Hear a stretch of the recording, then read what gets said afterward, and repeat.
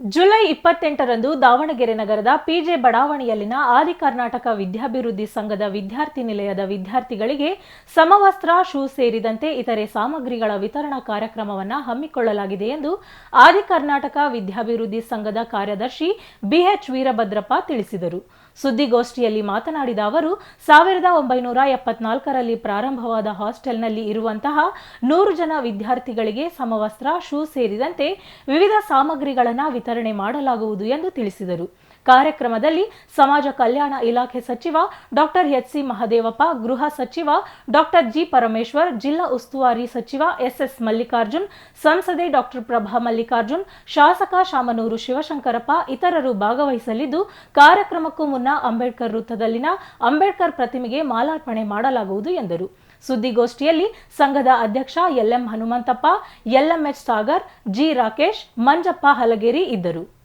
ಆದಿ ಕರ್ನಾಟಕ ವಿದ್ಯಾಭಿವೃದ್ಧಿ ಸಂಘ registrar PJ ಬಡಾವಣೆ ದಾವಣಗೆರೆಯವರು ಆಶ್ರಯದಲ್ಲಿ ನಡೆಯುವ ಆದಿ ಕರ್ನಾಟಕ ವಿದ್ಯಾರ್ಥಿ ನಿಲಯದ ವಿದ್ಯಾರ್ಥಿಗಳಿಗೆ ವಸ್ತ್ರ ಹಾಗೂ ಶೂ, ಹಾಸಿಗೆ, ದಿಂಬು ವಿತರಿಸಲು ದಿನಾಂಕ 28/7/2024 ಭಾನುವಾರ ಬೆಳಿಗ್ಗೆ 11 ಗಂಟೆಗೆ ನಮ್ಮ ಅಂಬೇಡ್ಕರ್ ಸರ್ಕಲ್ನಲ್ಲಿರುವ ಅಂಬೇಡ್ಕರ್ ಪ್ರತಿಮೆ ಮಾಲಾರ್ಪಣೆ ಮಾಡಿ, ಅದರಲ್ಲಿ ಇಲ್ಲ ಬರ್ಕೊಳ್ಬೇಕು ದಯವಿಟ್ಟು,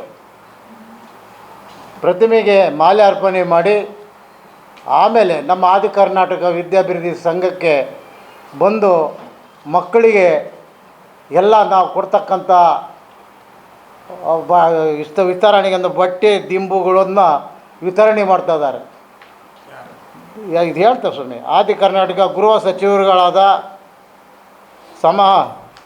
11 ಗಂಟೆಗೆ ಕರ್ನಾಟಕ ಸರ್ಕಾರದ ಸಮಾಜ ಕಲ್ಯಾಣ ಸಚಿವರಾದ ಸನ್ಮಾನ್ಯ ಎಸ್.ಸಿ. ಮಹದೇವಪ್ಪನವರು, ಕರ್ನಾಟಕ ಸರ್ಕಾರದ ಗೃಹ ಸಚಿವರಾದ ಸನ್ಮಾನ್ಯ ಜಿ. ಪರಮೇಶ್ವರ್ ಅವರು, ದಾವಣಗೆರೆ ಜಿಲ್ಲೆ ಉಸ್ತುವಾರಿ ಸಚಿವರಾದ ಸನ್ಮಾನ್ಯ ಎಸ್.ಎಸ್. ಮಲ್ಲಿಕಾರ್ಜುನ್ ಅವರು ಹಾಗೂ ನೂತನವಾಗಿ ದಾವಣಗೆರೆ ಸಂಪತ್ ಸದಸ್ಯರಾದ ಸನ್ಮಾನ್ಯ ಶ್ರೀಮತಿ ಡಾಕ್ಟರ್ ಮಲ್ಲಿಕಾರ್ಜುನ್ ಅವರ ನೇತೃತ್ವದಲ್ಲಿ ಆದಿ ಕರ್ನಾಟಕ ವಿದ್ಯಾರ್ಥಿ ನಿಲಯ ಪಿಜೆ ಬಡಾವಣೆ ಇವರ ವಿದ್ಯಾರ್ಥಿ ನಿಲಯದ ವಿದ್ಯಾರ್ಥಿಗಳೇ ಸಮವಸ್ತ್ರ, ಹಾಸಿಗೆ, ದಿಂಬು, ರಗ್ಗು ಇವುಗಳನ್ನು ವಿತರಣೆ ಮಾಡುವುದು.